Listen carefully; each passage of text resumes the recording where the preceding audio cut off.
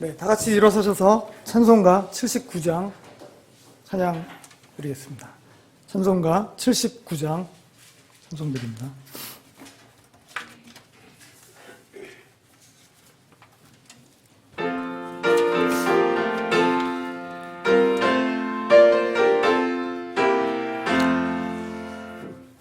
피난처 있으니 환난을 당한 자 이리 오라. 땅들이 변하고 물결이 일어나 산 위에 넘치네 두렵지 않네. 이방이 떠들고 나라들 모여서 진동하나. 우리 주 목소리 한번 바라시면 천하의 모든 것 망하겠네. 만유주 여호와 우리를 도우니 피난처요. 세상의 난리를 그치게 하시니 세상의 창검이 쓸데없네. 높으신 여호와 우리를 구하니 할렐루야. 괴로움이 심하고 환난이 극하나 피난처 있으니 여호와요.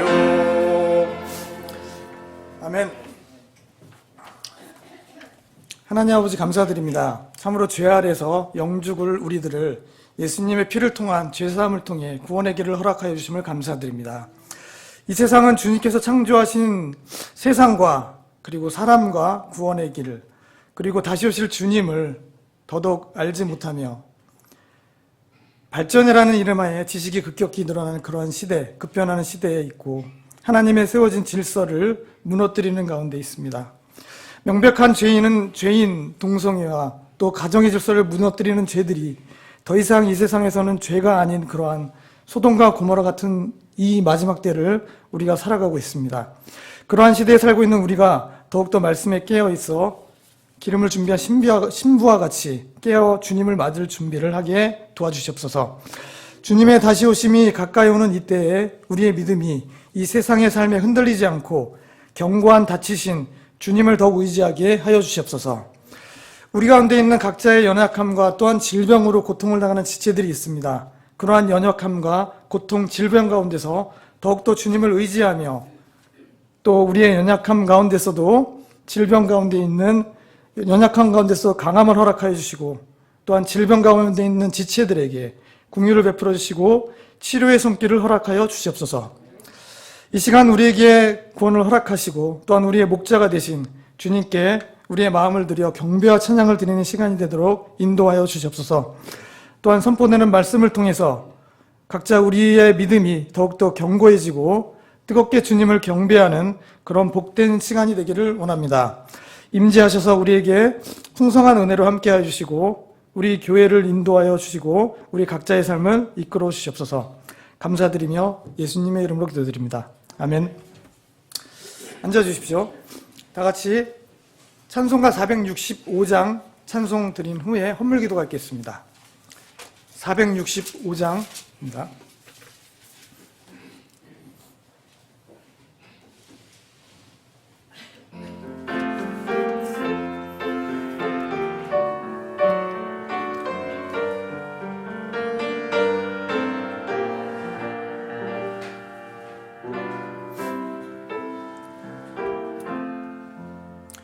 구주와 함께 나 죽었으니 주와 함께 나 살았도다. 영광의 기약이 이르도록 언제나 주만 바라봅니다. 언제나 주는 날 사랑하사 언제나 새 생명 주시나니 영광의 기약이 이르도록 언제나 주만 바라봅니다. 맘속에 시험을 받을 때와 무거운 근심이 있을 때에 주께도 그때도 같이 하사 언제나 나를 도와주시네. 언제나 주는 날 사랑하사 언제나 새 생명 주시나니 영광의 기약이 이르도록 언제나 주만 바라봅니다. 뼈 아픈 눈물을 흘릴 때와 쓰라린 마음으로 단식할 때 주께서 그때도 같이 하사 언제나 나를 생각하시네. 언제나 주는 날 사랑하사 언제나 새 생명 주시나니 영광의 기약이 이르도록 언제나 주만 바라봅니다. 내 몸의 약함을 아시는 주 못 고칠 질병이 아주 없네. 괴로운 날이나 기쁜 때나 언제나 나와 함께 계시네. 언제나 주는 날 사랑하사 언제나 새 생명 주시나니 영광의 기약이 이르도록 언제나 주만 바라봅니다. 아멘.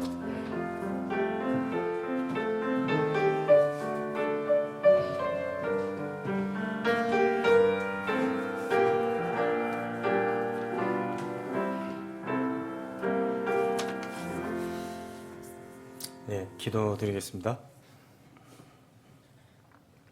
전능하시고 거룩하신 하나님 아버지, 지난 한 주간도 우리를 눈동자같이 지키시고 주님의 날개 그늘 밑에 숨겨주셔서 감사를 드립니다. 그리고 역병과 모든 위험으로부터 건지시고 또 지켜주셔서 강건한 몸과 마음으로 주님께 예배드리게 하심에 참으로 감사를 드립니다. 주님, 우리에게 주어져 있는 수천 년 전에 기록된 주님의 예언의 말씀들이 역사적으로 모두 성취되었고 지금 이 순간에도 정확히 성취되어 감을 바라볼 때 참으로 아버지께서는 우주 만물을 지으시고 온 세상의 역사를 주관하시는 전능자이시며 또 주중의 주이심을 고백드립니다. 아버지를 믿지 않는 혼들이 이 예언된 말씀이 성취됨을 통해 세상 역사를 주관하시는 하나님 아버지를 알고 자신의 길에서 돌이켜 아버지께로 마음과 발길을 돌리길 간절히 바라고 원하옵나이다. 우리의 가족들, 친지들, 그리고 친구, 이웃들이 그렇게 되길 원합니다. 그들을 긍휼히 여겨 주시옵소서. 주님, 우리는 그들과 같은 길을 걷던 자들이었는데 주님의 긍휼하심과 은혜로 우리를 변화시켜 주심에 참으로 감사를 드립니다. 그리고 우리의 썩을 것이 썩지 아니함을 입고 죽을 것이 죽지 아니함을 입는 그 영광의 날을 바라는 소망을 주심에 참으로 감사를 드립니다. 우리가 이 소망으로 힘을 내고 서로 위로하며 살게 하여 주시옵소서. 주님, 그 감사함으로 우리들의 수고한 소출의 일부를 가지고 나왔습니다. 드린 헌물의 양을 보시지 않고 기뻐 드리는 그 마음을 보시고 기뻐하시리라 믿습니다. 또 드려진 물질이 잘 관리되어 필요한 곳곳에 귀하게 쓰일 수 있길 원합니다. 어려운 환경 속에서도 주님의 일을 묵묵히 하고 있는 선교사님들을 지원하는 일과 우리에게 맡겨주신 바른 말씀 사역의 일에도 잘 쓰여서 한 혼이라도 바르게 구원받는 참으로 놀랍고 귀한 일들이 우리 교회에 있게 하여 주시옵소서. 그리고 어려운 지체들을 돕고 교회를 더 바르고 튼튼하게 세우는 일에도 잘 쓰일 수 있도록 인도해 주시옵소서. 오늘 선포되는 말씀을 통해 우리가 주님과 더 교제하고 주님을 더 사모하는 신실한 주님의 신부들이 되게 하여 주시옵소서.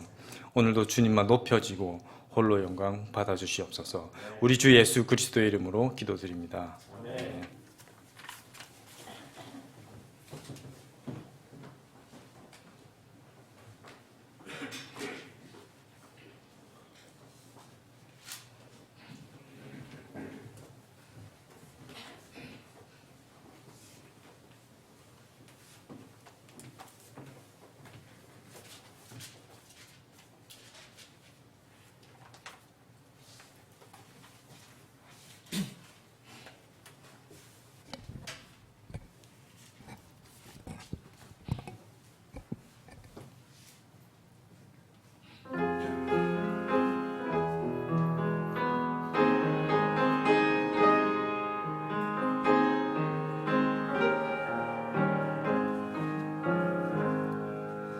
예수는 너의 힘이요 내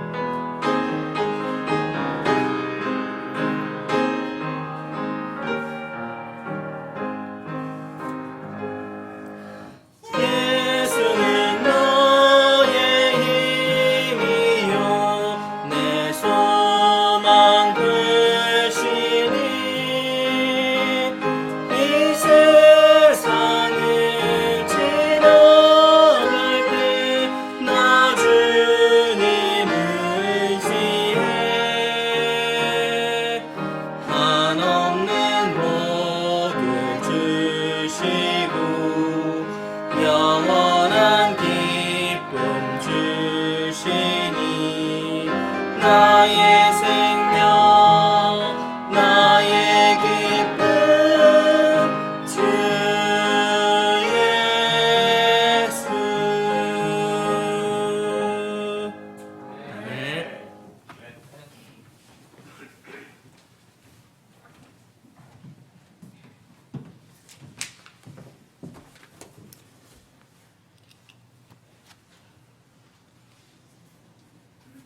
네. 특성 감사드립니다. 영어 가사가 1절밖에 안 나와 있는데, 잠깐 영어 가사를 보니까, 두 번째 보니까 예수님은 나의 힘이시고, from day to day, 매일의 나의 힘이 되시고, 그분이 없이는 우리가 넘어지게 된다. 이렇게 딱 말씀하고 있습니다. 예수님께서, 우리는 다 누구든지 각자 완벽한 사람들이 없죠. 그렇죠? 다 연약한 부분들이 있기 때문에 그 연약함과 약함 속에서 더욱더 주님을 의지할 수 있고, 또 사도 바울이 고백했던 것 같이 우리가 거기에 아직 저는 도달은 못한 것 같지만, 약함 중에 또 강함을 주시는 그 주님을 믿고 우리가 따를 때 우리에게 더욱더 풍성한 은혜가 있을 것이라고 생각합니다. 네. 오케스트라가 바뀐 걸 이제 알았어요, 저는. 소은이는 어디 갔나 했다 보니까 소은이가 앞에 가서 앉아있고, 좀 전에 알았습니다. 네. 자, 교회 소식,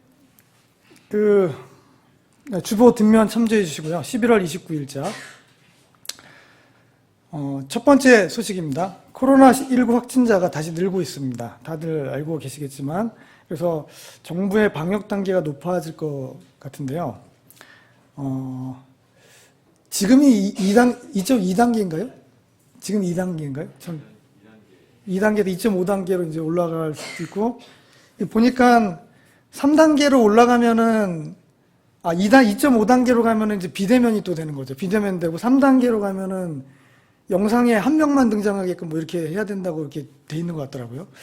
좀, 하여튼, 지금 또 고려하고 있는 것 같은데요. 같이 좀 기도해 주셔서 코로나19 소멸과 또 모임 정상화를 위해서 계속 기도 부탁드리겠습니다. 예배 모임이 또 정부에서 또 통제가 될 수 있기 때문에 같이 기도 부탁드리겠습니다. 이번 주 목요일 12월 3일에 대학 수학능력 시험이 있습니다. 이번에 시험을 보는 여성빈군이 있습니다. 그래서 기도 같이 부탁드리고요. 내년에는 백승원 군과 오민영 양도 시험을 보기 때문에 기억하고 같이 격려해 주시기 바랍니다. 참 공부하는 것도 어려운데 이래저래 여러 가지 어려운 상황인 것 같아요. 학생들에게. 그래서 같이 기도 부탁드리겠습니다. 다음 달 둘째 주일에는 우리 교회 창립 22주년 감사예배 모임이 있습니다. 그래서 코로나 상황을 감안해서 금년에는 특별한 행사 없이 모이고, 내년 23주년에는 예년과 같이 외부 강사를 모시고 특별 행사도 준비하도록 하겠습니다. 특별 기도 제목, 해외 선교사님들의 안전과 아프신 분들의 치료, 강신자 어르신 수술로 회복을 위해서 같이 기도해 주시고요. 정교회 핵심 기도 제목은 뒤에 기도 제목을 첨부해 주시기 바랍니다. 성경 암송 구절, 예레미야 8장 7절 다 같이 봉독하시겠습니다. 시작. 참으로 하늘의 황새는 자기의 정한 때를 알며 산비둘기와 두루미와 제비는 자기의 올 때를 지키거늘 내 백성은 주의 심판을 알지 못하는도다. 예레미야 8장 7절 말씀. 아멘.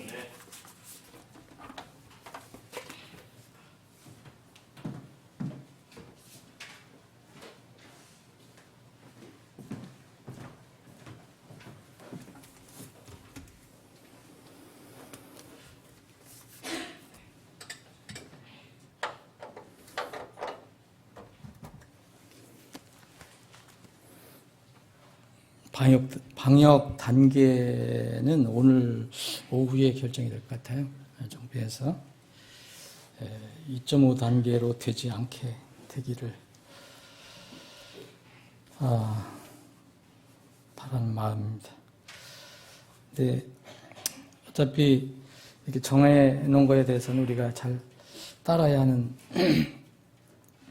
부분도 있지만, 생각해보면 참 너무 이건 뭐랄까 이제 논리 좀 안 맞는 것도 같고, 아니 이 30명 30% 모이는 것과 20% 모이는 10% 줄여갖고 뭐 어떻게 하겠다는 것은 난 잘 모르겠고,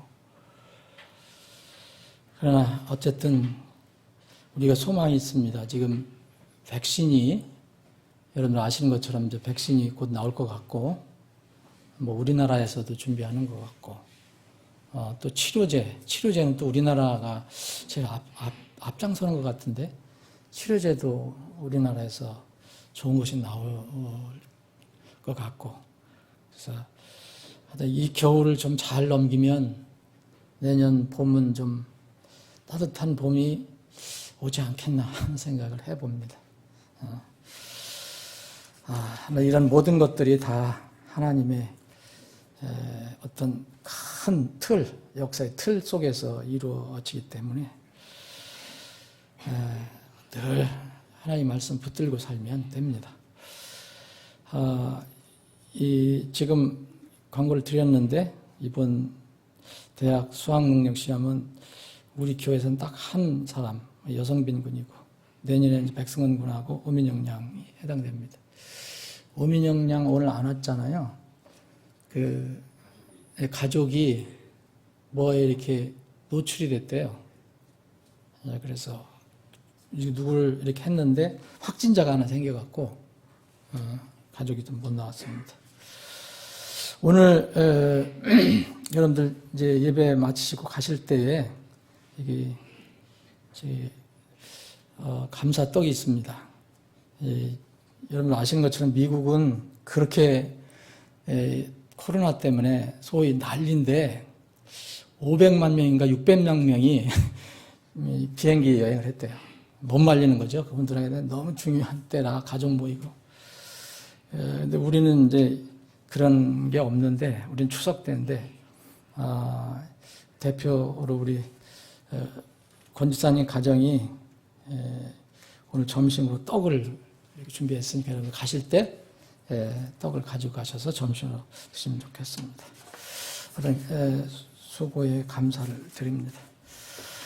자, 오늘 하나님 말씀을 나누기 전에 함께 우리가 서로 인사하면서 서로 인사를 좀 나누시죠. 앞뒤 좌우, 그리고 교육실에서도 같이 좀 나누시면 좋겠나요? 언제 이 마스크를 벗을까요? 정말.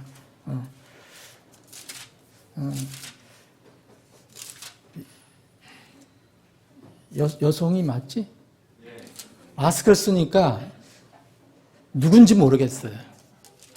새로운 사람이 많이 앉아있나? 자, 통일 찬송가 277장.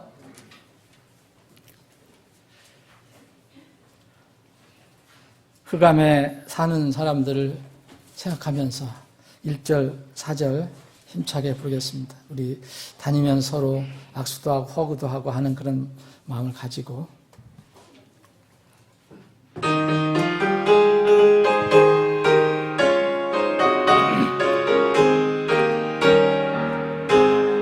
흑암에 사는 백성들을 보라. 수많은 심령 멸망하겠네.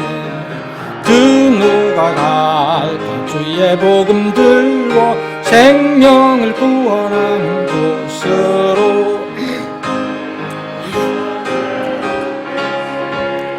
큰 권세 주께 있으니 너는 가서 주의 복음 전하라. 주가 너 항상 지키리라. 온천하 만민 승리의 그날에 영광과 찬송 주께 드리네.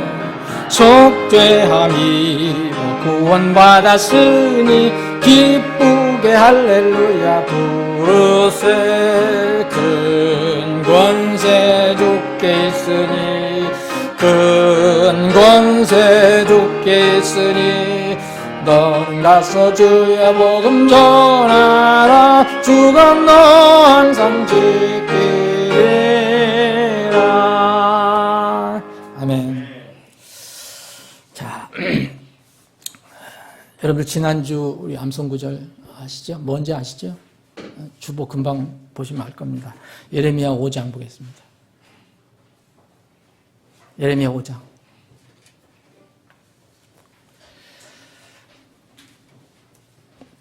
22절부터 제가 읽겠습니다. 여러분 마스크를 쓰고 읽으시니까 내가 해보니까 너무 답답해요. 숨이 막혀. 그래서 제가 읽겠습니다.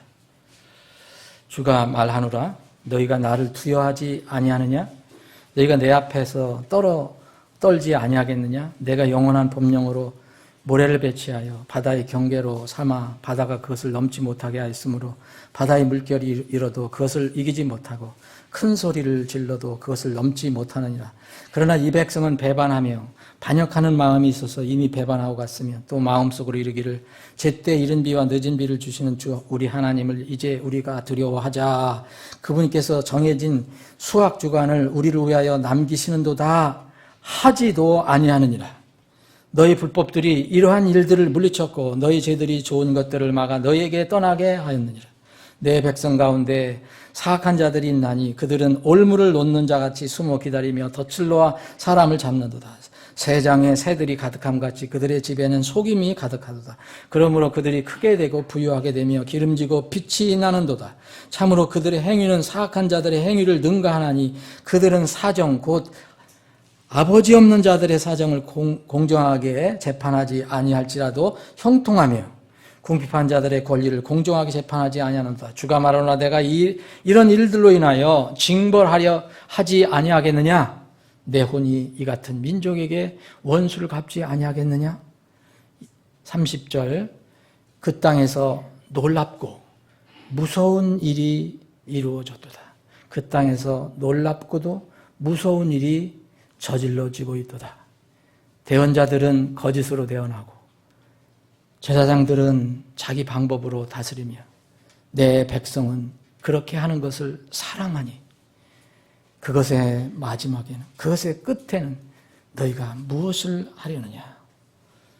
아버지 하나님 오늘도 복된 주일 저희들을 허락해 주시고 또 생명의 양식을 저희들에게 허락해 주심을 감사합니다. 이 시간 정해진 시간 주님께서 허락하는 시간 마음과 뜻을 다 모아서 주님 말씀 앞에 무릎 꿇고 부복하는 심정으로 이 말씀을 받기를 원합니다. 오직 살아계신 하나님께 성령을 통해서 우리에게 친히 선포해 주시고 교훈해 주시옵소서. 거룩하신 예수님의 이름으로 기도합나이다. 아멘. 지금 이제 우리는 점점 이제 영적으로 무서운 일들이 일어나는 그런 시대를 향해서 살고 있습니다. 이번 여러분들 많이 아시겠지만 이제 또 단계가 높아지면 또 어려움이 있을 것 같은데 지방자치단체에 또 어떤 그 권한을 줬기 때문에 지방 각 자치단체에서도 또 나름대로 그 방역 대책을 발표하고 그럽니다. 이번에 서울시에서 발표한 방역 대책을 여러분 들어보셨을 겁니다. 거기에 제가 좀 귀가 번뜩한 내용이 들어있는데 기도 금지라는 제목이 나옵니다.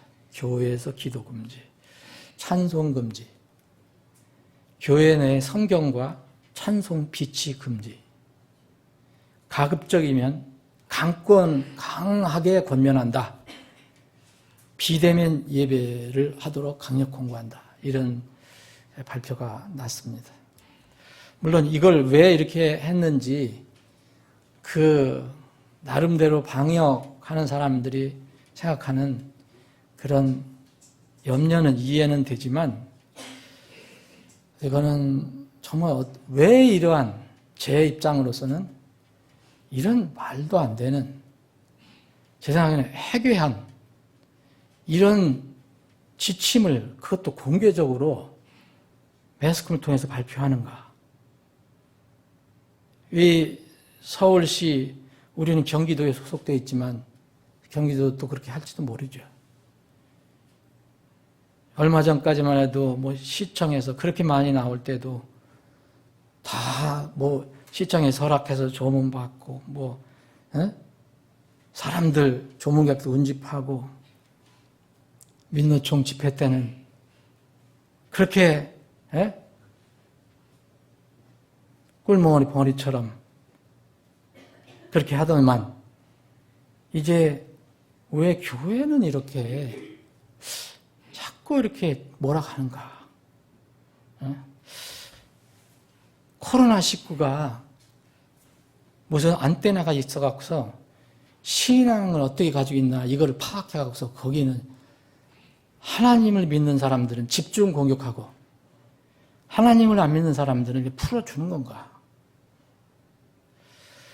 여러분 왜 기도 금지하고 찬송 금지하는 건 내가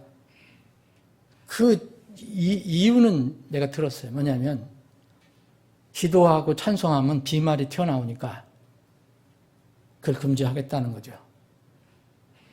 그러면 여러분 교회 내 성경하고 찬송가를 비치 금지한다는 건 뭡니까? 사람들이 공동으로 쓰니까 그거에 대해서 감염될 수 있다고 하는 거예요. 아니, 이제 의사들이나 이 과학자들은 참 정말 웃어요. 무슨 뜻인지 내가 이해는 하지만 그러면은 교회의 찬송가하고 성경책만 없애면 됩니까? 여러분들 책방 가면은 책 한두 권 두적거려요? 도서관 가면은 여러분들 책 한두 권 두적거립니까? 나는 참 이게 이해가 안 돼요. 그럼 마트 가서 저거 눈으로 쫙 쳐다보고 있다가 하나 확실하게 내 적어서 갑니까? 어떤 데는 만질 수도 있고, 그죠? 둘러볼 수도 있고, 엎을 수도 있고, 뒤로 해서. 그럼 다 그걸 폐기해야 되잖아요. 식당에 숟가락, 젓가락 다 공동을 하잖아요. 식당 가려면 내 숟가락 가지고 다녀야 돼, 이제. 근데 그런 건 얘기 안 해요. 물컵, 탁자, 심지어는 여러분 어디 나가면 급하면 공동 화장실 가잖아요. 뭐 마트라든지 이렇게 갈 때. 그럼 왜 공동으로 다 썼어요? 그럼 그 변기 뜯어내야 되잖아요. 여러분 이 말을 듣고 좀 여러분 이해가 됩니까? 그래서 여러분들은 아주 관대하고 너그러우셔서 이해할지 모르지만 저는 이해가 안 됩니다. 논리적으로. 이건 회귀한 발상이다.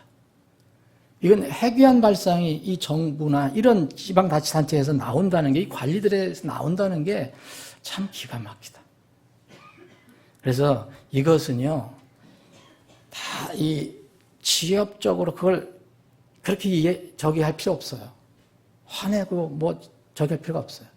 이거는 영적으로 벌써 그렇게 흘러가고 있다는 것을 여러분들 기억하셔야 합니다. 정신 차려야 됩니다. 분명히 이런 아이디어를 낸 관리들은 너무 기독교회가 미운 거죠. 하나님이 미운 거예요. 하나님 조롱하는 사람들 요새 엄청나게 많습니다, 여러분. 그런 사람들은 그런 사상을 가지고 있는 사람들은 유물론을 믿고 하나님이 어디 있느냐, 그런 공산주의, 사회주의 사상 가진 사람들은 하나님을 믿지 않잖아요. 그러니까 정말 미울 수밖에 없겠죠. 가끔 가다가 교회가 또 그들의 입장에서는 말썽을 피우고, 또 교회들도 좀 지키라면 잘 지켜야 되는데 어떤 때는 또 그걸 또 안 지키는 교회들이 가끔 나오는가 봐요. 우리도 하고 싶죠. 찬양대 하고 싶고 밥 먹고 싶고 구역 모임 하고 싶고, 근데 그걸 무시하고 했대요. 그 교회는 또. 그래서 참 이래저래 참 어렵다.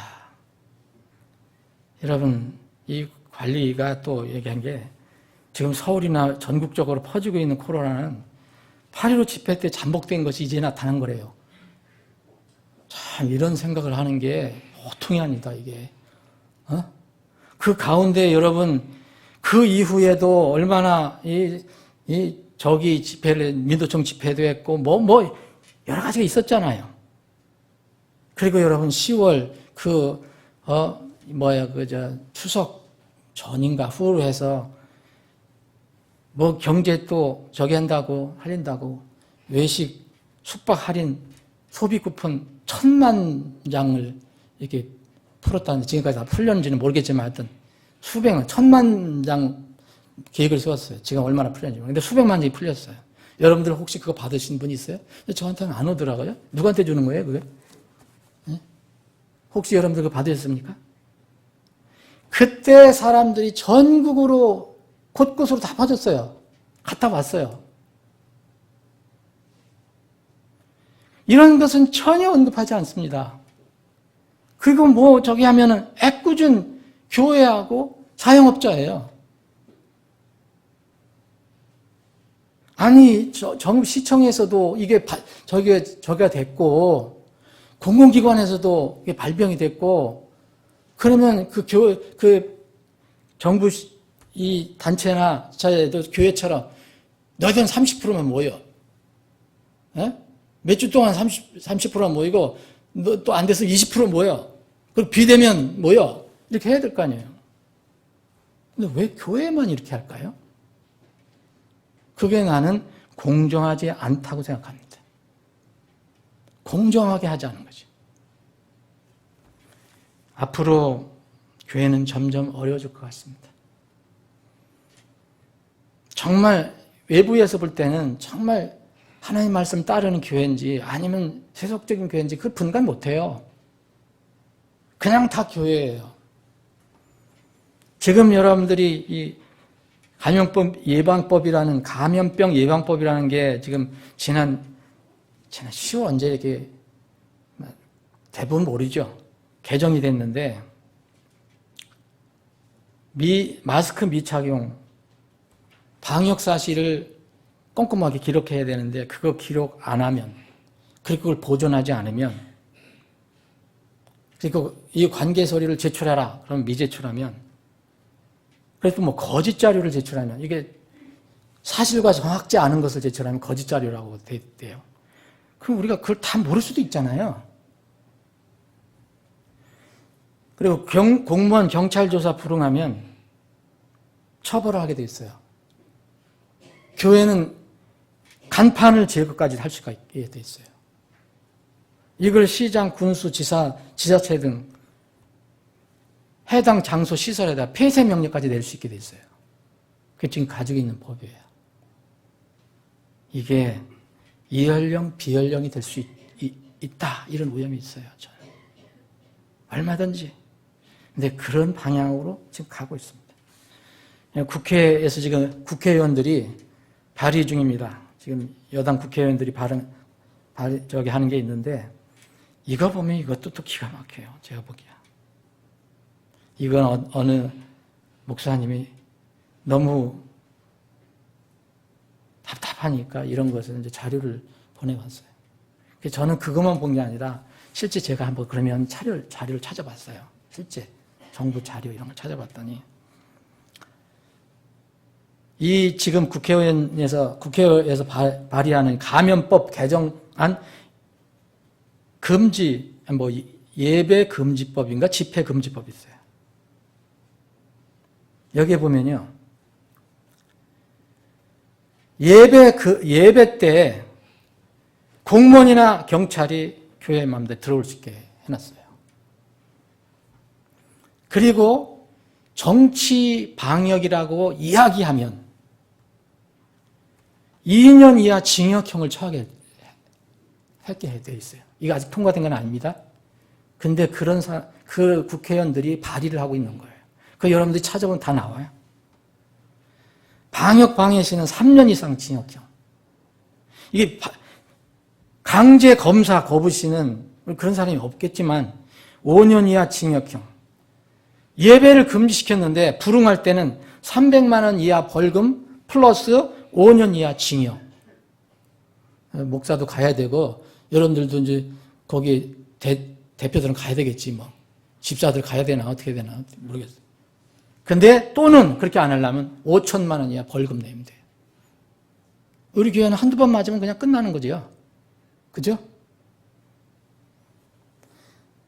정치 방역이라고 말을 하면은 2년 이하 징역을 처한다는 거예요. 그거 참이다. 정치 방역, 아니, 공정하지 않게 왜 이렇게 하냐. 그럼 그게 정치 방역이라는 거예요. 그런 말을 하면. 이게 참 걱정이에요. 대부분의 교회가 양심적으로 철저히 방역을 해요. 그렇죠? 우리는 양심이 있고 하나님을 믿는 데고 또 이 세상의 빛과 소금이 돼야 되잖아요. 그런데 왜 교회를 위험시설로 지정할까요? 그 역할, 그 지대한 공을 한 데가 대구 그 이상한 교회가 있었었죠. 예? 신천지 이단 교회 때문에 그럴 수도 있겠지만 왜 우리 교회가 오염시설로 지정돼야 합니까? 교회는 더 막 균이 막 그분들이 생각할 때는 막 교회는 이 코로나19가 이 균들이 막 들벅들벅한 것처럼 보이는가 봐요. 오염시설이에요. 여러분 요새 살롱이라 부르는지 모르지만 하여튼 뭐 있잖아요. 술 먹는데 그걸 뭐라 그래요? 하여튼 막 클럽 그리고 뭐 또 아니 더 밑에 내려가서 하는 사람들이 있잖아요. 이렇게 그 뭐라 있잖아요. 그 소파에 앉아갖고 왜 술 먹고 그러는 데 있잖아요. 예? 룸살롱. 룸살롱이 더 위험해요. 우리가 더 위험해. 우리 교회가 위험시설이에요. 하나님이 임재하신다는 거, 약속하신 데는 위험시설이에요. 어느 교회는요, 마스크를 미착용했다고 누가 신고를 해서 예배를 드리는 중에 경찰이 밀고 들어갔어요. 그래서 그 목사님이, 그래도 뭐 젊은 목사님이랬더니 호령을 했다 그러더라고요. 여기가 어딘데 들어오냐고. 당장 불러가라 그러니까 경찰이 주춤주춤하고 불러갔대요. 여러분 생각해 보세요. 여러분 우리가 군사 정부 시대가 있었잖아요. 그래서 민주화하자고 막 많이 했었잖아요. 여러분 그때도요 교회나 성당이나 사찰에는요 그런 시대에도 못 들어갔어요. 여러분 기억하세요? 어떤 사람이 어떤 범법을 저질렀어요. 에? 무슨 법을 저질렀어요. 어쨌든 근데 그 사람들이 피하면 어딜 피합니까? 성당, 교회, 주로 성당하고 사찰로 피했잖아요. 그건 들어가지 못했어요. 왜냐? 그렇게 종교의 자유를 인정해줬고 그래도 거기는 뭐가 불가침적인 그런 장소로 이해를 했기 때문에 근데 이 정부는 그렇지 않아요. 폐쇄명령까지 내린대요. 이걸 어떻게 이해할까? 여러분 앞으로 사회주의, 공산주의 그런 개념의 사회가 우리나라가 그런 사회로 바뀌면요. 교회와 신자는 어떻게 되겠습니까? 어느 교회는 방역 지침을 따르지 않고 예배를 드렸다고 몇 주 동안 강제 폐쇄한 교회가 있어요. 경기도 어느 조그만 교회라고 그래요. 제가 듣기에는 50명 모인 교회였는데 거기는 또 외국 선교사님까지 이렇게 같이 사역하고 한국 사람도 하는데 거기를 집중적으로 폐쇄하고 지금 경기도에서 무슨 소송을 내갖고서 엄청난 벌금 소송을 한다는 거예요. 이게 맞는 것인가? 여러분 우리가 앞으로 전도, 선교의 정말 마지막 땅끝이라고 볼 수 있는 우리 북한을 여러분 우리 머리에 이고 지금 사는데도 우리는 이걸 자꾸 잊어버려요. 북한의 신앙의 자유가 있습니까? 없습니다. 교회가 있습니까? 없습니다. 절이 있습니까? 없습니다. 성당이 있습니까? 없습니다. 그들이 선전하기 위한 것만 거짓 교회만 있습니다. 어떻게 해서 그렇게 됐습니까? 1945년 해방 후에 북한에는 공산주의자 김일성이 들어갔잖아요. 독재 정권이죠. 공산주의 독재 정권. 설설 교회를 없애기 시작했어요. 그래서 완전히 교회를 없애버렸어요. 그래서 공식적인 교회가 없었어요. 완전히. 해방 전까지 남한보다 북한이 훨씬 교회가 많았습니다. 그리고 북한 교회들이 더 열정적이었어요. 그 교회를 싹 없애버렸어요. 아편이라고 해갖고. 그런데 김일성 시대 때는요, 겉으로 교회는 다 없었지만 예배 모임이 있었어요. 중국을 통해서, 어렵긴 하지만 중국을 통해서 북한으로 복음을 전할 수 있었어요. 그 다음에 김일성이 죽고 김정일이가 이제 2세대, 이제 김씨 정치를 할 때 조금 더 악화됐죠. 그때 고난의 행군이 왔잖아요. 1990년대 말.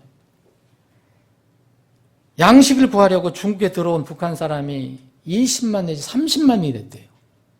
이거는 거기서 20여 년 이상 이 북한 선교를 했던 목사님이 간증한 거예요. 그래서 거기에 탈북 유민이 아주 생겼어요. 북한에. 눌러 앉아 사는 사람도 있었고. 근데 이 사람들이 다시 거기서 복음을 듣고 다시 상당수 복음을 들고 북한으로 들어갔어요. 그래서 비밀교회가 곳곳에 세워졌다고 합니다. 그런데 지금 이제 3세 김씨, 뭐래요? 3대 김씨 공산주의 독재 정치를 하고 있잖아요. 정권이잖아요. 지금 3단계는 최악이에요. 최악. 가장 젊은 사람이 정말 나는 이게 포악한 독재 짐승 정권이다. 성경에서 예언되고 있는 그 짐승 정권 있잖아요. 짐승. 사회주의 체제 강화라는 명분으로 북한 크리스찬들을 샅샅이 찾아내서 다 죽이기 시작한 거예요. 그리고 죽이지 못하면 정치범 수용소에 가뒀어요. 지금도 정치범 수용소에 정확히 파악이 안 되지만 수만 명의 진실한 크리스찬들이 있다는 거예요. 지금은 북중 국경이 완전히 폐쇄됐어요. 이 코비드 때문에 더 그래요. 거의 이때 이후로는 지금 탈북민이 안 온대요. 그전에는 1년에 몇백 명씩 왔잖아요. 지금은 10단위 아니면 홀수 단위. 지금은 중국에 건너갔다가 교회 접촉만 해도 또 성경을 소지해도 처형돼요. 죽어가는 지금 북한 신자들이 많다고 하는데 이 사람들이 얼마나 하나님께 간구를 하겠어요. 하나님이 이 소리를 정말 안 들으실까? 사랑하는 여러분, 오늘 본문 말씀은 이스라엘 남북이 갈라져 있었을 때 이 나라가 어떻게 차라리 이스라엘과 유다가 어떻게 망했는가? 그 성경은 이 과정을 자세히 기록해주고 있어요. 구체적인 게 많지만은 결론인 거예요. 하나님을 대적했다는 거예요. 그래서 북왕국이 무너지고 이제 우리가 읽은 이 부분은 남아있는 유다, 이 예루살렘이 망해가는 암울한 시대에 대언자로 부름을 받은, 예언자로 부름을 받은 예레미야가 아무리 둘러봐도 절망적이에요. 백성들에게 복음을 선포해도 하나님 말씀을 선포해도 완전히 이제는 너무 이상하게 변했어요, 백성들이. 그래서 자는 시간 빼고 아마 자면서도 울었을지도 몰라요. 깨기만 하면 우는 거예요. 자기 나라의 지도자들, 또 자기 나라의 백성들을 보면 너무 슬프고 답답해서 우는 거예요. 그래서 눈물의 대언자라고 부르는 거예요. 눈물의 선지자, 슬픔의 선지자, 예레미야예요. 예레미야는 대언자들 중에서, 예언자 중에서 특별히 하나님께서 너는 내 사역을 위해서 결혼하지 말라까지 명령을 받은 사람이에요. 하나님께서 예레미야를 이렇게 쓰실 때 이스라엘 사람들, 예루살렘은 점점 더 하나님을 대적하면서 그 멸망의 길로 가고 있었어요. 이 예레미야가 슬피 울었던 것은요, 주위에 이 약한 자기 나라도 생각해 볼 수 있겠지만 주위의 그 열강, 그때 당시에는 바빌론, 그리고 이제 밑으로는 이집트, 그때 바빌론은 사실 완전한 열강이 아니었어요. 아시리아가 무너지고 난 뒤에 이제 아시리아의 그 자리를 바빌론이 차고 들어온 거죠. 그래서 한참 바빌론하고 이 바빌론이 크는 상태고, 애굽은 원래 강국이었고, 그래서 서로 경쟁하는 그런 시대. 그래서 이스라엘은 야, 애굽을 의지하자. 아니다, 바벨론에 그래도 바벨론을 항복해야 된다. 하나님 뭐라 했어요? 바벨론, 애굽을 의지하지 말라 그랬거든요. 근데 묘하게 거짓된 자들이 다 이 애굽을 의지해야 된다. 그렇게 얘기해요. 백성들도 그것을 듣고 그걸 따라가요. 그래서 예레미야는 매일 울었어요.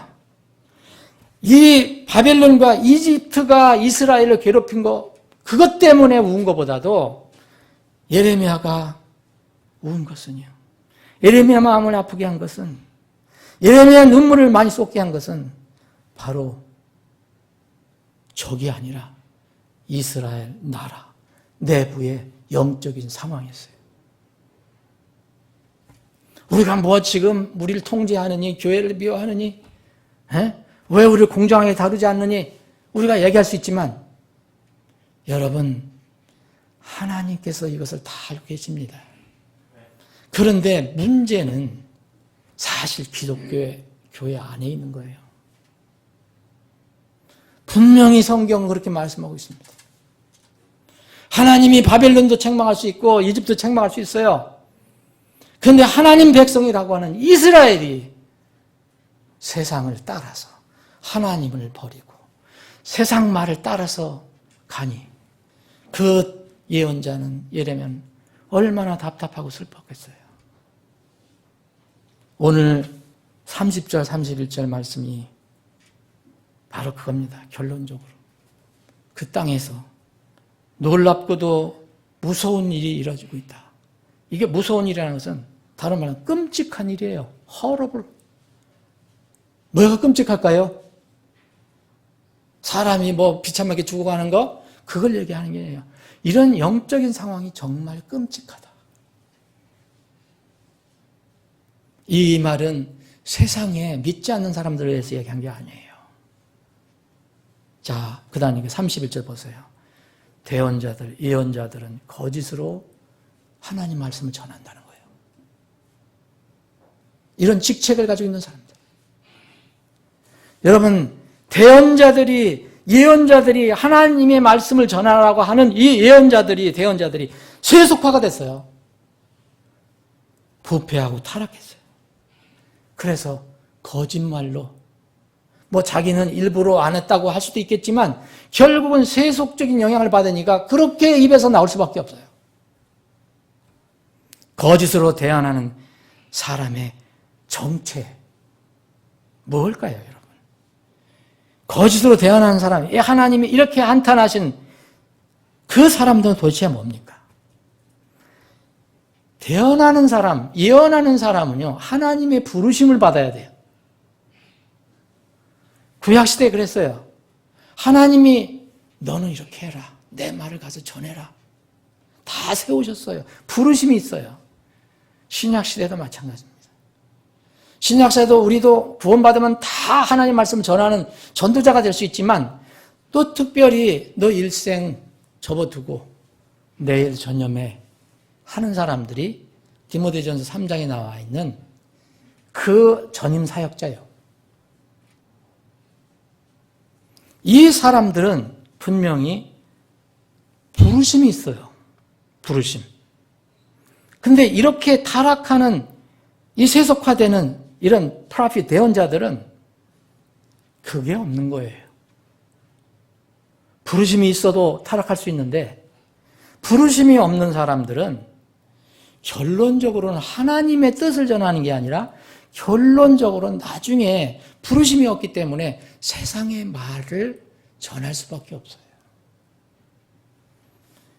예레미야 23장 이 여러분 쭉 한번 읽어보시면 이 예레미야가 특히 정말 한탄했던 것은 바로 이런 것들이에요. 21절 보면 내가 이 대언자들을 보내지 아니하였어도 이건 누가 얘기인가요? 하나님께서 말씀하신 거예요. 내가 이 대언자들을 보내지 아니하였어도 그들의 다름질에서 갔다. 내가 그들에게 말하지 아니하였어도 그들이 대언을 한다. 그러나 그들이 내 계획 가운데 서서 내 백성으로 하여금 내 말들을 듣게 하였더라면 저들의 악한 길과 악한 행위에서 저들을 돌아서게 하였으리라. 여러분, 하나님께서 하신 말씀은 성경에 나와 있는데 그것을 백성에게 얘기해야 돼요. 그러면 그 백성들이 그 말이 하나님 말씀이라 들으면은 그것은 잘못된 길이구나. 우리가 가는 길이 잘못된 길이구나. 그럼 돌아서야 되잖아요. 근데 그 백성에게 전하는 대언자가 하나님 말씀이 아니라 세상에 영향을 받은 말을 해요. 이집트로 가라. 그게 하나님 말씀하신 거다. 하나님은 아니다. 이집트로 가지 마라 했는데 그 상황 보니까 너무 그럴듯하니까 그 백성들이 돌아서질 않아요. 이집트로 가려고 하는 마음을 바꾸지 않아요. 보내지 않았는데 갔다는 거예요. 여러분, 이런 말씀이 곳곳에 있습니다. 여러분, 27장 15절도 있어요. 28장에도 있어요. 내가 보내지 않았는데 저들이 갔다. 내가 보내지 않았는데 저들이 갔다. 이 정체는요, 보냄을 받지 않았기 때문에 그렇게 될 수밖에 없어요. 처음에는 뭐 하나님 말씀 막 한다고 막 얘기해요. 근데 나중에는 어떤 상황이 바뀌면 자꾸 그걸 타협해요. 자꾸. 다음에 여러분 예배에 관해서 말씀드릴 거예요.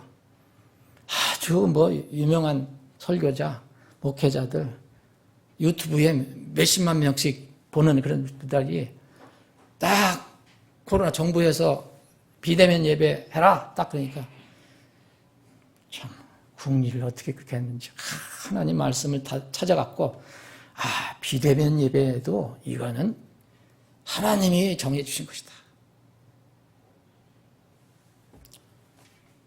제가 요새 정신적으로 건강을 찾아야 될 것 같다는 생각이 들어서 더 이상 얘기 안 하겠어요. 가만히 있으면 되는데 그거를 어떻게 성경에 비슷한 말을 꺼내와갖고 그럴듯하다게 얘기하니까 백성도 그랬네. 참 엄청나게 참 놀랍게 해석해서 다음에 한번 여러분들과 나눌 겁니다. 제사장들은 어떻게 되었어요? 그때 당시에는요, 이스라엘 지도자들은 하나님 말씀을 전하는 사람들이에요. 그리고 제사장들이에요. 제사장들은 뭡니까? 제사장들은 이 신정국가니까 하나님과 관련된 모든 것을 다 제사장이 관여해야 돼요. 이 제사장들이 백성들이 성막에 뭘 가져오든 무슨 문제가 있든 그 영적으로 그런 문제를 다 얘기하잖아요. 그럼 그 제사장이 백성을 다스리는 거예요. 그래서 여기서 백성이 그 제사장은 자기 방법으로 다스리려고 그랬어요. 제사장도 하나님께 정해놓은 것이 딱 있어요. 근데 자기 방법으로 다스렸다 그랬어요. 제사장 어떻게 해야 된다는 건 성경에 다 나와요. 제사장은요, 태생으로 결정됩니다. 대언자는 태생으로 결정되는 게 아니에요. 부르심으로 결정되는 거예요. 이 제사장은요, 태생으로 결정돼요. 하나님께서 그렇게 정해놓으셨어요. 레위 지파 중에서 누구요? 아론 계열만 제사장으로 돼요. 다른 레위 지파는 다른 다 지파와 차이가 있는 것은 뭐냐? 이 성막에서 전념으로 일을 한다는 거. 그러나 제사장이 다 되는 건 아니에요, 레위 지파가.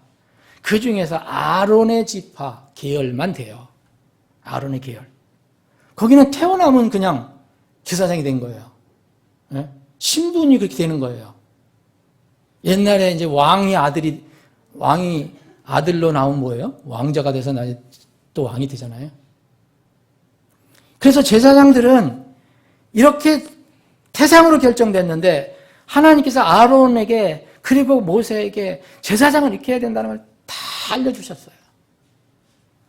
그런데 이들은 자기 방법으로 백성들을 가르치고 다스리는 거예요. 여러분 사무엘상 2장에 나온 그 유명한 그 엘리 제사장 아들 여러분 기억하시죠? 엘리 제사장이에요. 엘리 제사장의 두 아들도 자동적으로 제사장이에요. 신분적으로. 근데 어떻게 했죠?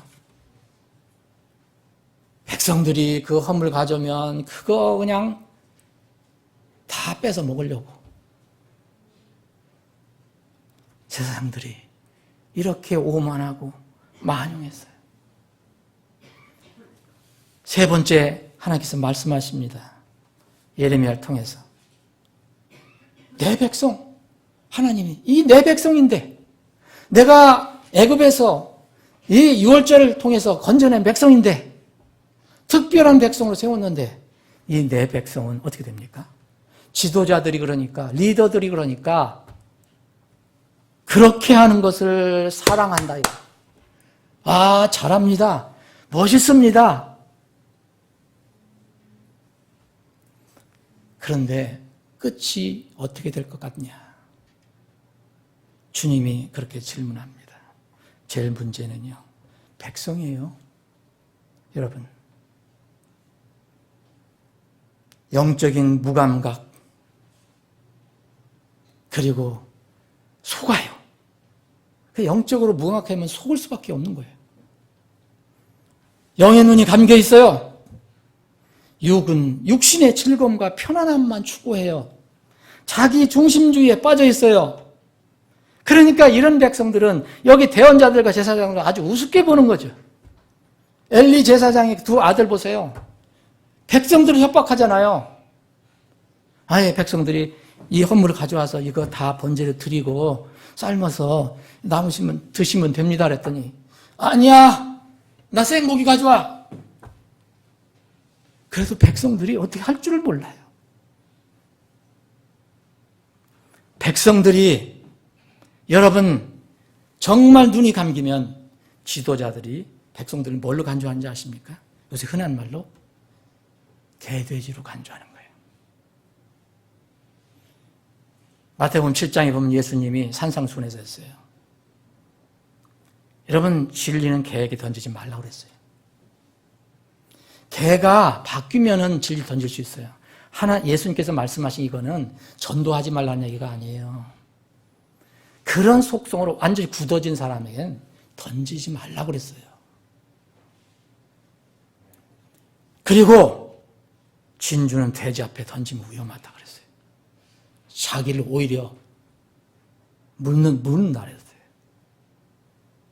돼지도요, 돼지가 회개해서 양이 되면 우리가 해야 돼요. 그런데 이 상징적인 게 뭐냐면 개, 돼지는 이미 하나님을 대적하는 사상으로 완전 굳어진 사람들. 그렇게 보면 거기에 던지지 말라는 거예요.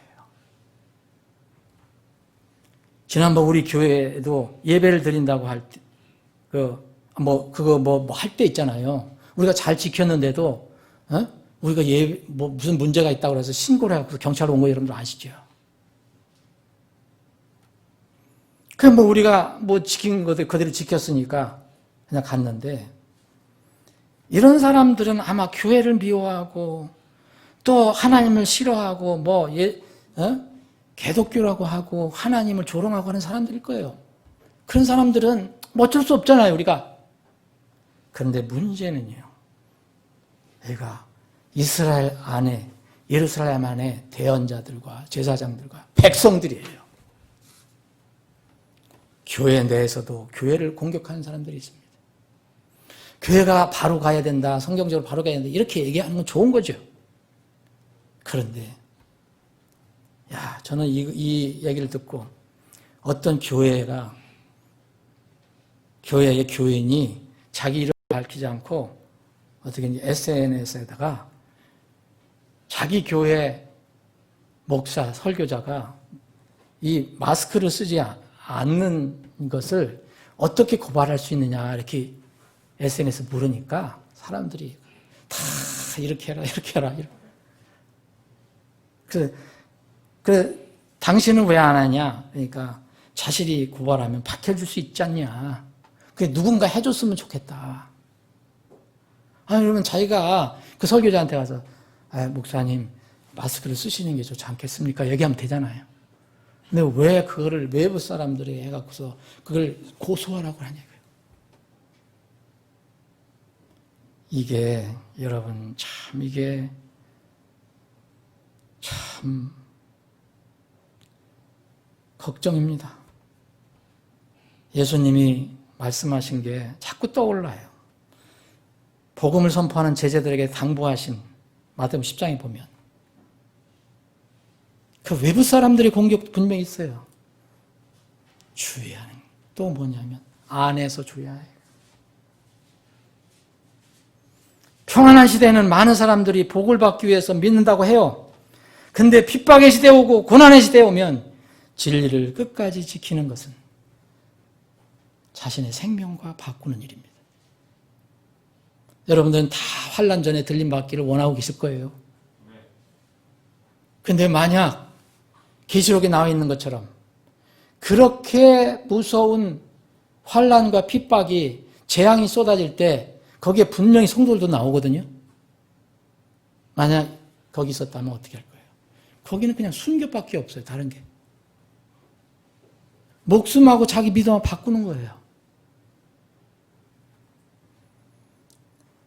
결국 마지막 때에 이 땅에 무서운 일이 벌어지게 될 것입니다. 진리의 말씀을 지키는 사람들은 결국 세상으로부터 사회를 분열시키고 어지럽힌다는 소위 요새 유행하는 적폐 세력이 될 거예요. 정말 그들에겐 적폐 세력이에요. 그 낙인을 찍혀서 고난을 받게 될 겁니다. 초림하셔서 유대사에 예수님 오셨잖아요. 진리 말씀을 전하러 오셨던 예수님이 이상하게 이 마태복음 10장에서 예수님께서 제자들을 보내시면서 쭉 하신 말씀 중에서 이런 말씀이 있어요. 내가 이 땅에 화평을 주러 왔는 줄 아냐? 뭘 주러 왔다고 말씀했어요? 검을 주러 왔다 그랬어요. 그런데 그 검이 세상 사람들하고 싸우라고 주는 이런 어떤 비진리와 불의와 싸우라고 주신 그 검이 아니에요. 놀랍게도 그 칼은 안에서 쓰이는 칼이에요. 세상에 쓰이는 칼이 아닙니다. 예수님께서 이렇게 말씀하십니다. 마태복음 10장에 보면 10장 32절 보면 그런즉 누구든지 사람들 앞에서 나를 시인하면 나도 하늘에 계신 내 아버지 앞에서 그를 시인할 것이에요. 누구든지 사람들 앞에서 나를 부인하면 나도 하늘에 계신 내 아버지 앞에서 그를 부인하리라. 마지막 때 하나님 앞에 설 때 이렇게 한다는 거예요. 지금은 몰라요. 내가 땅에 화평을 보내러 온 줄로 생각하지 말라. 다 초림하신 예수님은 평화를 위해서 오셨다고 맞아요. 그런데 평화는 진리를 기초로 한 평화예요. 사람이 내가 땅에 화평을 보내러 온 줄로 생각하지 말라. 나는 화평이 아니라 검을 보내러 왔다. 검을 주러 왔다 이거예요. 칼을 주려고 왔다. 그러시면서 이렇게 말씀하세요. 사람이 자기 아버지를, 딸이 자기 어머니를, 며느리가 자기의 시어머니를 대적하여 불화하게 하려고 내가 왔나니 사람이 사람의 원수가 자기 집안 사람들이라.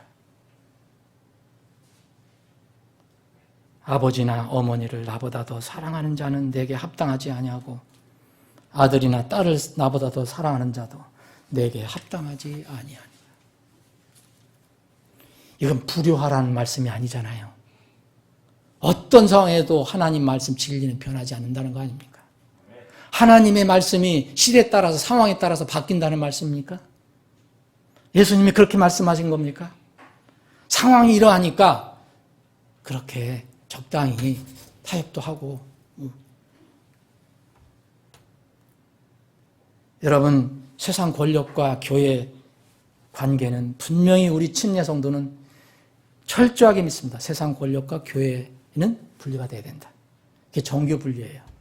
믿음과 정치의 분리예요. 그러나 이 믿음과 정치의 분리는 하나님께 주신 교훈인데 분리라고 해서 이 국가나 정치나 또 교회, 믿음이 하나님으로서 떨어져 나오는 분리를 얘기하는 게 아니에요. 교회나 국가나 다 하나님께 세우신 제도예요. 가정까지. 그래서 저는 여러분들에게 늘 말씀드렸지만 우리 교회는 국가 권력에 복종해야 된다고 말씀드린 거 아니에요. 하나님 말씀이 그러니까. 그러나 하나님께서 하신 말씀은 그거예요. 맹종하라는 얘기가 아닙니다.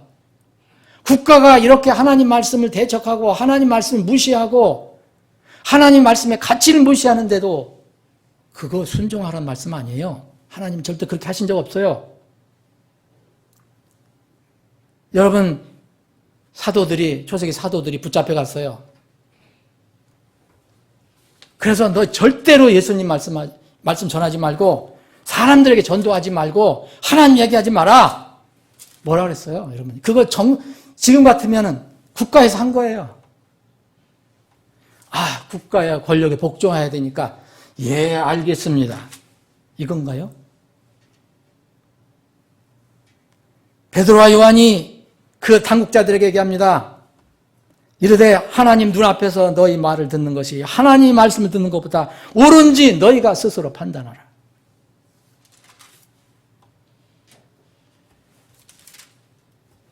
세상 사람들은 뭔가 조금 무슨 문제가 있으면은 묘하게 하나님 말씀을 가지고 그거를 왜곡해요. 또 붙잡혀 갔어요. 막 교리를 예루살렘에 막 퍼뜨렸어요. 그러니까 지금 같으면 복음을 전한 거예요. 우리가 전도지 돌리고 하는 것처럼. 그러니까 붙잡혀 갔어요 또. 그러니 베드로와 다른 사도가 이렇게 얘기합니다. 너 절대로 이런 거 하지 마. 그러니까 내가 너희들에게 엄히 명령하지 않았냐? 왜 또 하냐? 그랬더니 베드로 다른 사도들이 응답해 이르되 우리가 사람보다 하나님께 순종하는 것이 마땅하니라. 사랑하는 여러분, 왜 이 서울시에도 이런 해괴한 어떤 이야기를 하는가? 그래도 아무 거리낌이 없는가? 여러분, 이 고인이 됐던 그 전 시장은 삼선을 했어요. 그죠? 난 정치적으로 말씀드리는 거 아니에요. 여러분 오해하지 마세요. 서울시의 기독교인이 엄청나게 지금 통계적으로는 잡혀 있어요.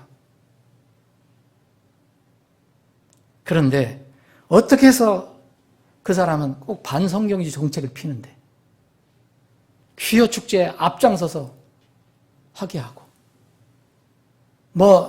기독교에 관해 가치에 관해서 얘기하면 꼭 이상하게 방해를 하고 이런 사람이 어떻게 해서 삼손이 됐습니까? 서울의 기독교인들은 도대체 뭘 하고 있었어요? 소위 기독교인들이 하나님의 말씀을 버리기 때문에 그래요. 이렇게 당국에 붙잡혀 가는데 사도들이 하나님 말씀 듣는 것과 당신들이 말 듣는 것이 뭐가 옳은지 너희들이 스스로 판단하라.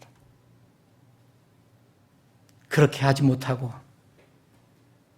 이제 자기의 어떤 정치 신념, 배경, 지역 선호, 아니면 자기가 가지고 있던 어떤 이 생각, 이런 것들을 하나님 말씀보다 더 중요하다고 생각해요. 아니, 하나님 말씀은 철저하게 정말 이 퀴어 축제 같은 것은 이건 정말 이상한 거 아니에요? 그런데도 다 찍어요. 기독교인들이. 정치 신념이 더 중요합니까? 하나님 말씀이 더 중요합니까? 이게 큰일이에요. 우리나라 기독교인들이, 교회가 그게 큰일이에요. 지금 교회 상당수가 좌파, 공산주의 이념을 지금 은연중으로 가지고 있어요.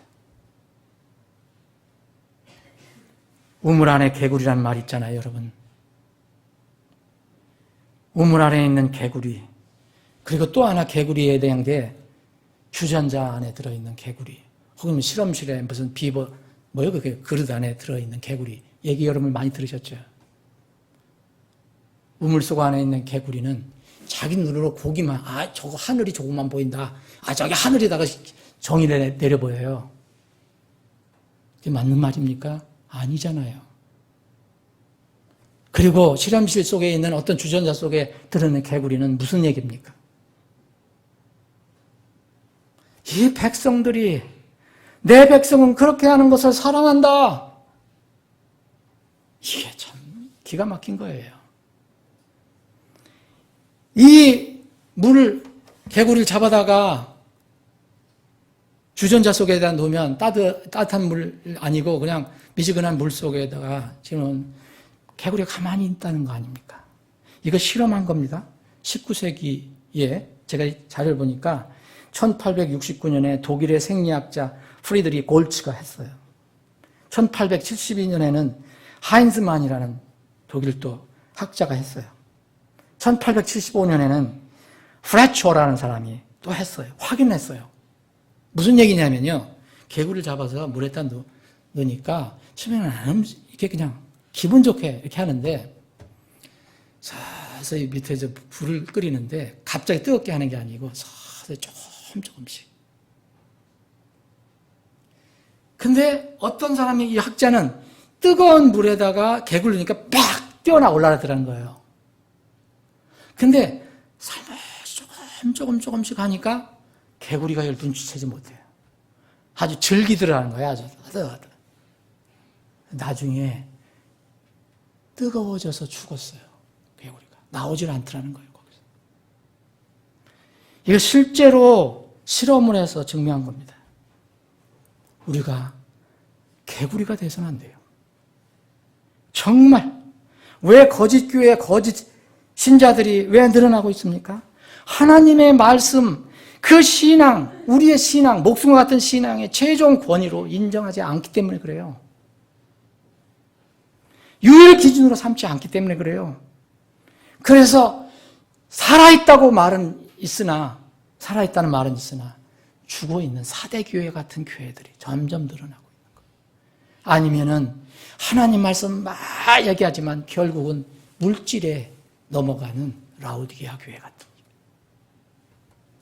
그런데 여러분, 작고 힘이 없지만 적은 힘을 가지고도 주의 말씀을 지키고 주의 이름을 부인하지 않는 필라델피아 교회 같은 교회를 주님은 너무 사랑하셨어요. 그들은 세상에 떨어지는 환난에서도 내가 너희들을 건져주겠다고 약속을 하세요. 말씀을 정리하겠습니다. 사랑하는 여러분, 신앙의 자유가 빼앗길 위험이 있을 때 우리는 어떻게 해야 됩니까? 제발 세상 돌아가는 것을 분별해야 돼요. 영적으로. 우물 안의 개구리처럼, 주전자 속의 개구리처럼 그렇게 지내면 안 됩니다. 분별을 해야 됩니다. 누가 이렇게 얘기하면 그게 성경에 있는 말인가? 그거 맞는 말인가? 어떤 사람이 예배를 나오든 안 나오든 상관없지만 이게 그 예배 요새 이런 상황에서는 예배 안 드려도 된다고 하나님께서 미리 말씀하셨다는 거예요. 분별해야 합니다. 지금 우리는 이렇게 영적으로 무서운 일들이 저질러지는 시대에 살고 있어요.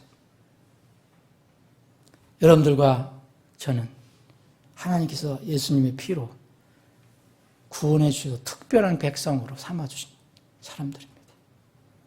이 시대를 어떻게 살아갈까? 정말 말씀을 붙들고 두려운 마음으로 하늘 바라보며 살아야 돼요. 앞으로 상황이 어떻게 되든지 간에 하나님께서 우리에게 약속하신 소망은 변하지 않아요. 그래 흔들리지 않습니다. 부디 이런 은혜가 여러분들에게 있기를 주님의 이름으로 축원합니다. 아버지 하나님, 여전히 아침에 해가 떠오르고 밝은 해가 떠오르고 또 저녁에는 해가 지고 이런 일들이 반복되고 있지만 영적으로는 세상이 점점 내리막길로 가고 있다는 것을 느끼지 않을 수 없습니다. 아버지, 코로나 상황 속에서도 우리의 믿음이 흔들리지 않도록 도와주시고 특별히 이럴 때일수록 점점 거짓 대언자들과 거짓 사상들과 거짓 말들이 그리고 심지어는 교회들까지도 점점 그렇게 변해가고 있는데 변하지 않는 말씀을 굳건히 붙들고 다시 오실 주님을 간절히 사모하며 사는 저희들이 되게 해 주시옵소서. 이 말씀을 듣는 혼들 중에서 혹시 구원받지 않는 혼이 있다면 성령께서 찾아가 주셔서 예수님의 피로 제상을 받고 구원받는 기쁨이 있게 해 주옵소서. 구원받은 우리는 날마다 예수님의 피를 찬양하고 감사하며 그런 혼들을 위해서 또 기도하는 저희들이 되게 해 주시옵소서. 거룩하신 예수님의 이름으로 기도합나이다. 아멘.